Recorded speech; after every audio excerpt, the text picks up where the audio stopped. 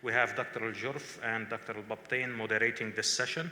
I would like to ask speakers to stick to the time. We have a condensed program, so we allocate 20 minutes for each speaker, and at the end of the session, there will be questions and answers.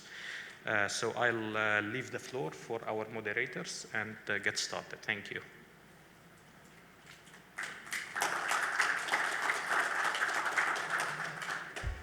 Assalamu alaikum, good morning. Obviously, this is like a weekend day. People will fill in a little late, but we have a very ambitious program for the lymphoma session and distinguished speaker, and we welcome the participants and the colleague speakers, particularly the colleagues who came from overseas.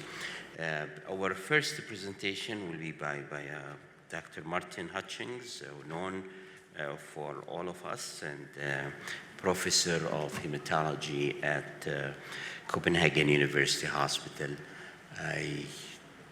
Dr. Hutchings? Okay, all right, welcome. Now, we had a colleague from Finsen Hospital a long time ago, and Dr. Niels Jacobsen came, so it's good to have a follow-up colleague from University of Copenhagen.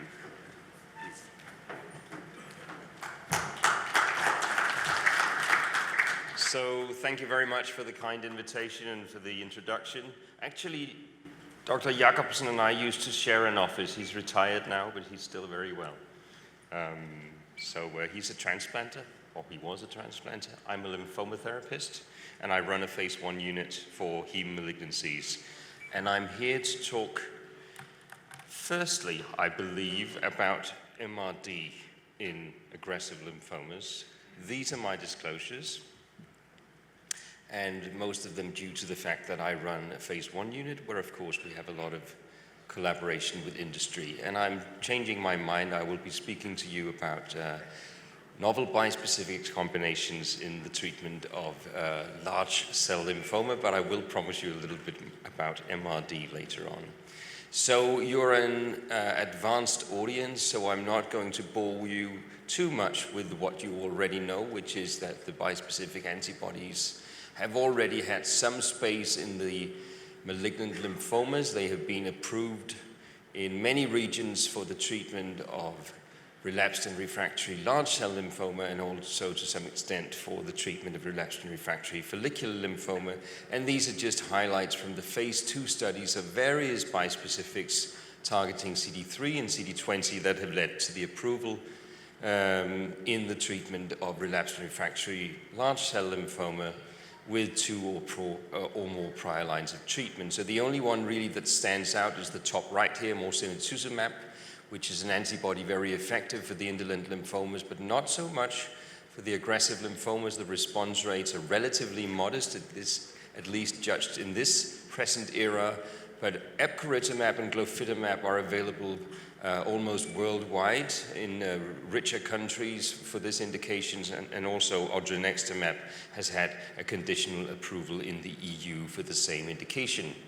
So my task today is to talk about where we go next, because single-agent therapy certainly is not the end of the fate, at least not in my eyes, for the bispecifics in lymphoma. And first I'll address combinations actually in first line, even though my title does ask me to talk about relapsed and refractory lymphoma. This is an interesting study that came out earlier this year from Australia and colleagues. The coalition study where R-CHOP and R-Pola-CHP, there was actually a phase 2 randomization between the 2 arms, were combined. All patients with glofitamab in the first line treatment of large cell lymphoma. So they had to have relatively high risk with an IPI of 3 or higher, and then they would receive a single cycle of CHOP, and then the addition from cycle 2 of glofitamab, regardless of whether they began with R-CHOP or R-Pola-CHP. And the results were presented during the summer congresses of this year, and you can see overall response rate of 100% in both arms, CR rate of 98% in both arms, and an estimated 2-year progression-free survival of 86% and 92% respectively. These are single-arm studies. You expect large cell lymphoma patients to respond to first-line therapy. So, of course, we cannot say anything definitive about this, but still CR rates at the end of treatment for this disease is rarely that close to 100%. Also, epcoritamab has been combined with R-CHOP. So this is also a single-arm study leading to the ongoing randomized study in that space of epcoritamab and R-CHOP, in this case also of IPI 3 or higher in newly diagnosed large B-cell lymphoma. And again, here you can see response rates very close to or at 100% regardless of pre-treatment risk group, and also very impressive progression-free survival curves. But in my eyes, perhaps the most interesting data to come out this year was from an investigator-initiated study in Austria and Germany, where patients, elderly, so ineligible for full-dose R-CHOP or even mini R-CHOP, were randomized either because they were old, beyond 80 years, or because they were elderly and frail by a frailty score, into this study, which is kind of an almost chemo-free first-line combination combining glofitamab, rituximab, and polatuzumab vedotin. And look at the outcomes that have been presented so far with a very modest follow-up, albeit overall response in 90%, which is really good in this patient population, including 82% with complete responses. So really a bold stab at a chemo-free combination for first-line therapy of the elderly and frail. So back to where my 20 minutes this morning really belong, that's for the treatment of relapsed and refractory lymphoma. And here we have to go back to last year and also this year, where we saw the first and the updated presentations of the STARGLO study. So that was the first presented randomized study of glofitamab in large B-cell lymphoma, where R-GemOx, one of the many standards used typically in second-line chemotherapy for this disease, was added in the experimental arm with glofitamab and given together with the usual rituximab in the standard arm. Many of you will have seen the results here.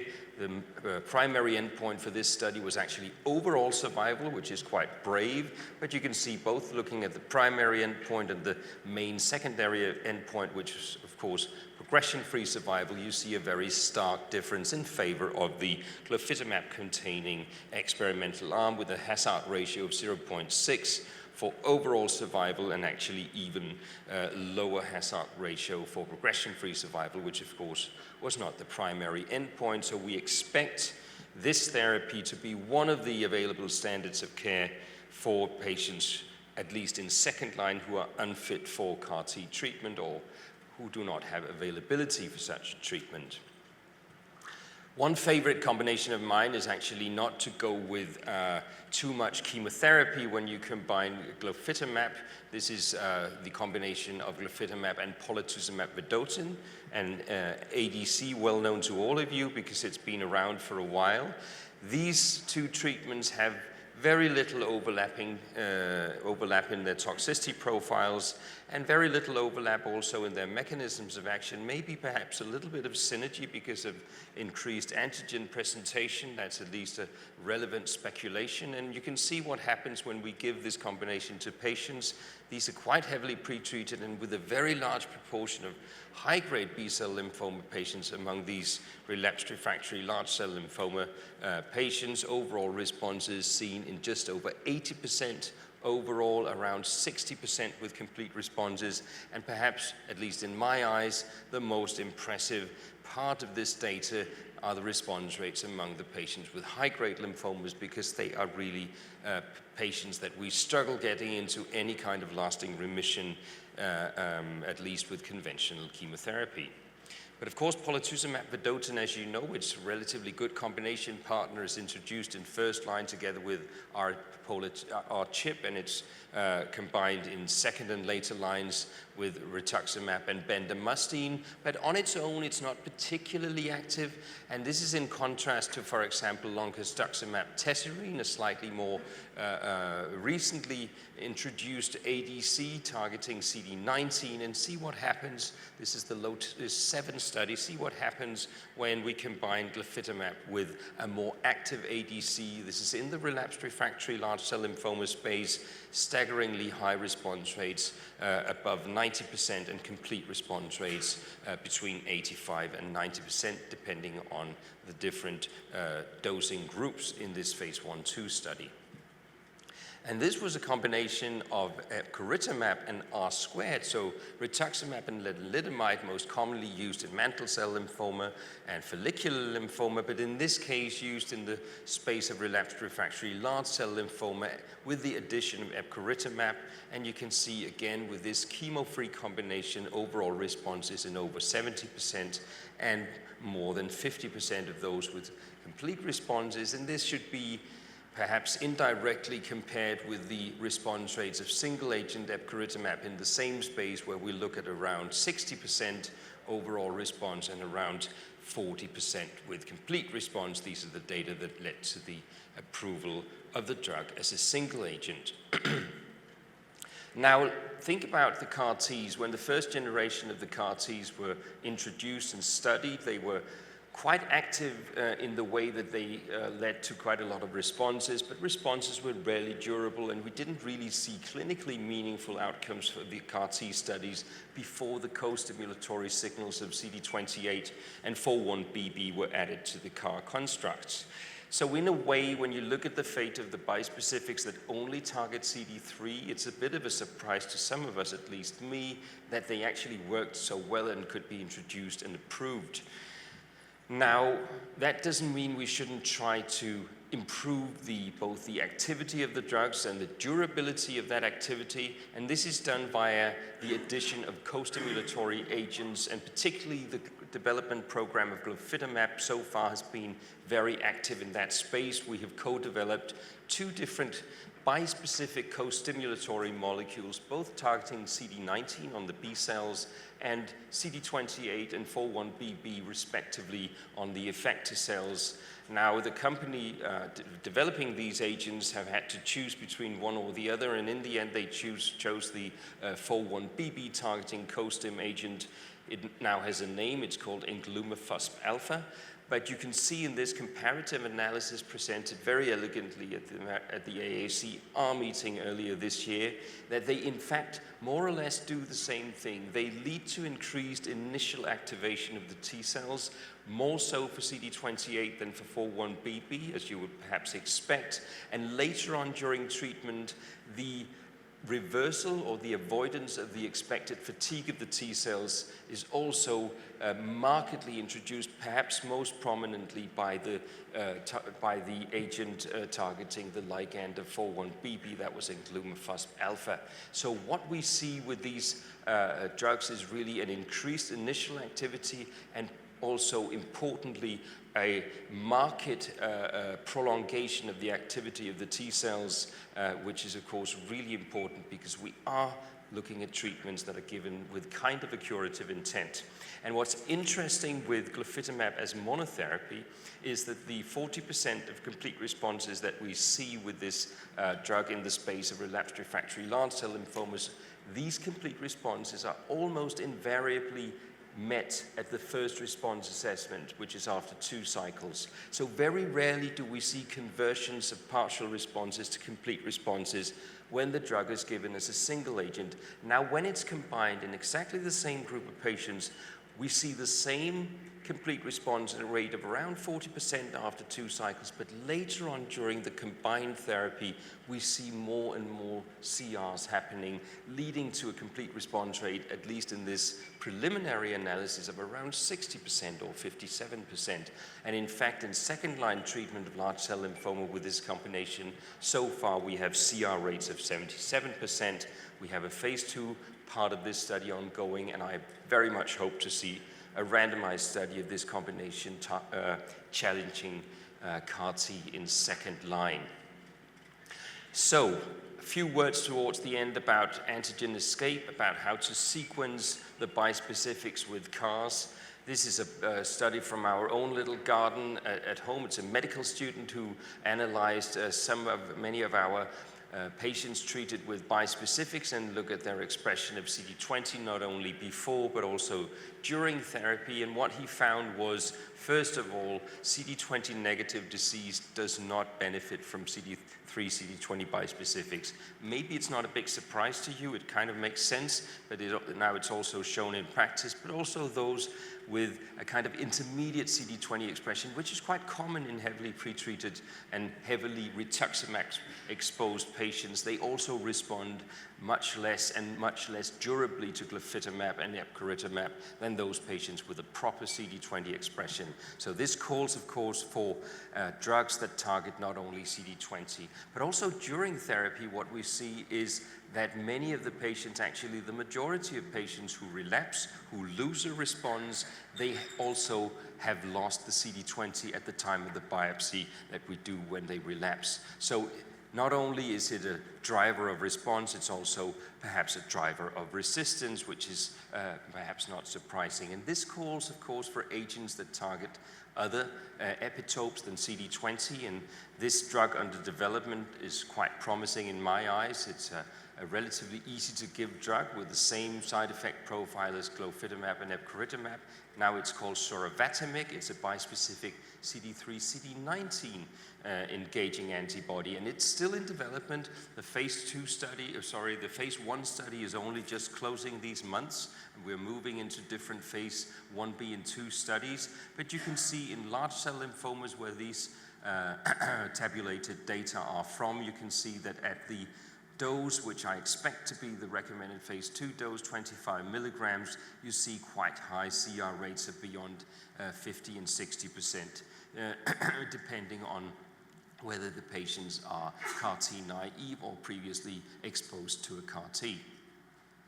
And then we don't have always to target CD3 on the effector cells, perhaps more elegant to go directly for only the cytotoxic T cells. The idea behind this CD8, CD20 antibody, which is in phase 1 development at the moment, is to get the same anti-tumor responses without so much cytokine release syndrome, which is thought to be, at least in part, generated by the activation not only of CD8, but also of CD4 positive T cells.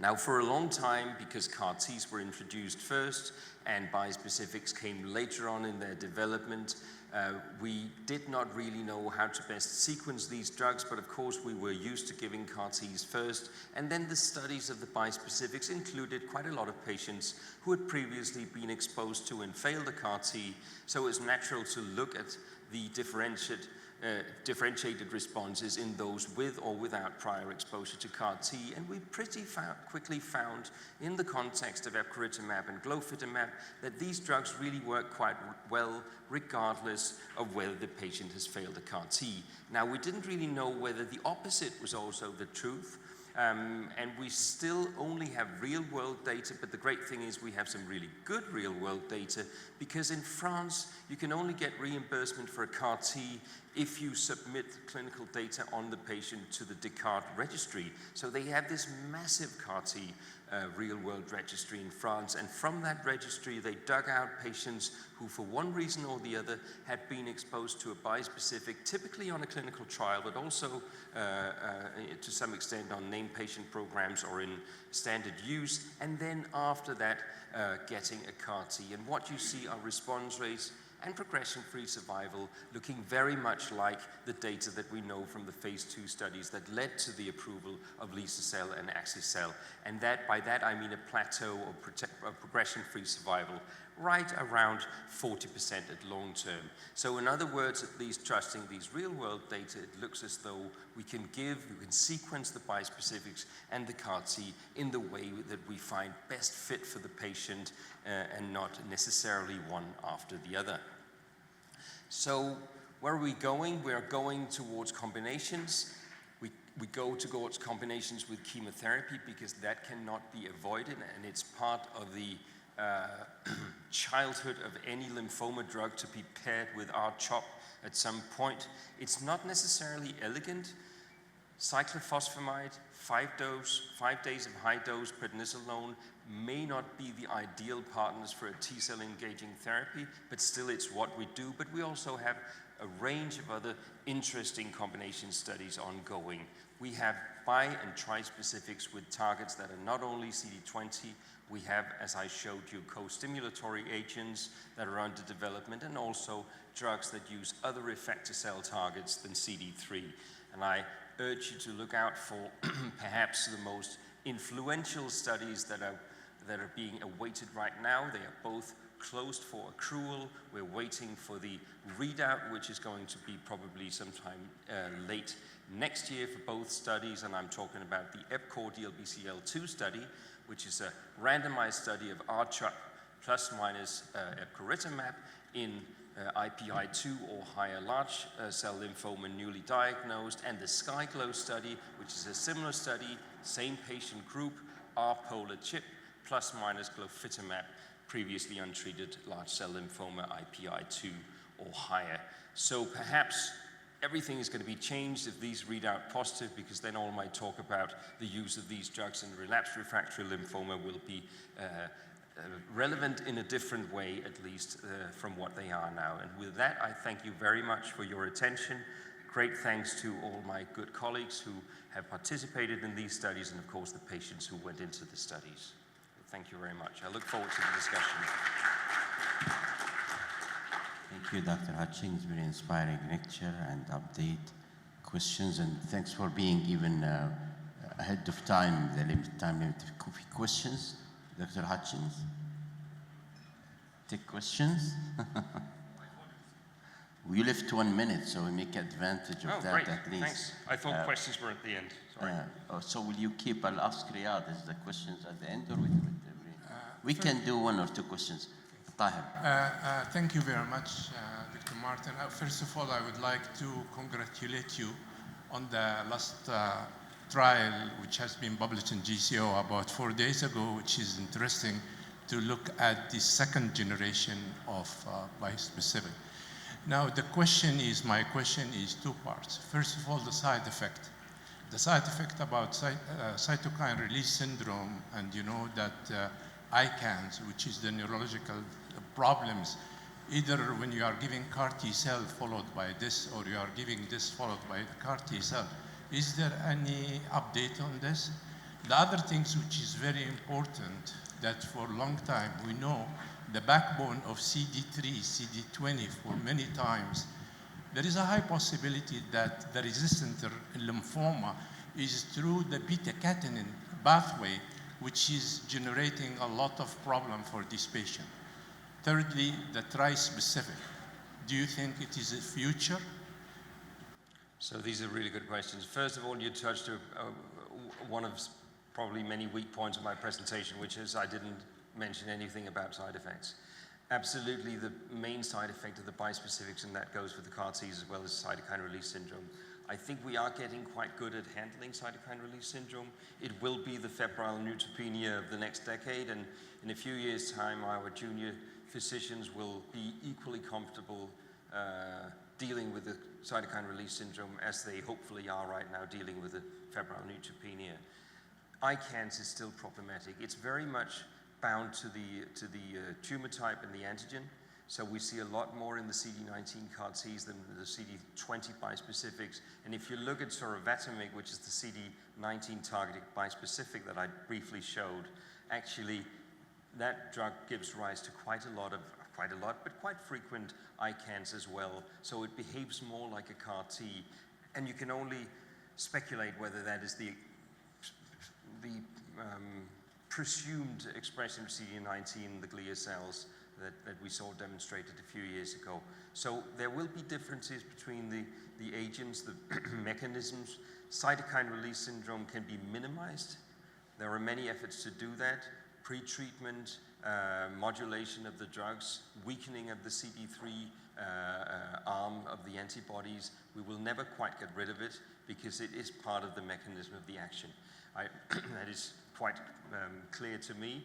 And actually patients in our clinic who have a little bit of cytokine release syndrome on the day of treatment, they are encouraged to be happy and grateful for their CRS rather than displeased with it, because it is a show of the mechanism of action that has been put in place rather than a disappointment. So if you go on to the, you also talked about the trispecifics, but the second question was about mechanisms of resistance also. So there are many potential mechanisms of resistance, and particularly when we look at CD20. And it's important in a space where all our patients, whether they are in second line or very late down the lines of treatment, they've all been heavily exposed to anti-CD20 antibodies. In our little translational research lab, actually the same medical student who looked at the CD20 expression, also with a little bit of help from our senior staff members, also looked at different mutational landscapes of the patients and identified Notch1, quite surprisingly, both as a marker of resistance primarily, and also as a development of resistance during therapy. So a number of our patients who responded to therapy and lost their response actually developed de novo Notch1 mutations during that therapy. And this is just one little finding in a haystack. There's probably a lot of things going on that we don't know. But I think the most important development, which will be speedier than our recognition of the mechanisms, is to develop drugs that are independent of particularly CD20. And then with the trispecifics, because these were actually attempts at new epitopes, what we've seen so far is an impressive development program. I don't think we've seen a lot presented so far from the trispecifics. There are a couple of J&J compounds that we are looking at in our clinic as well. We don't have any mature data from these studies yet. I was at the real SOHO meeting a couple of weeks ago, and I said a little bit too much about these drugs, so I'm not going to do that today. If you compare with the data that we saw in multiple myeloma at the summer congresses this year at the EHA and ASCO, super impressive results from the trispecifics targeting BCMA and GPRC5D. I think it's fair to say we have not quite seen that in lymphoma yet. All right, thank you. We'll just move to the second speaker. Thank you, Dr. Hutchings.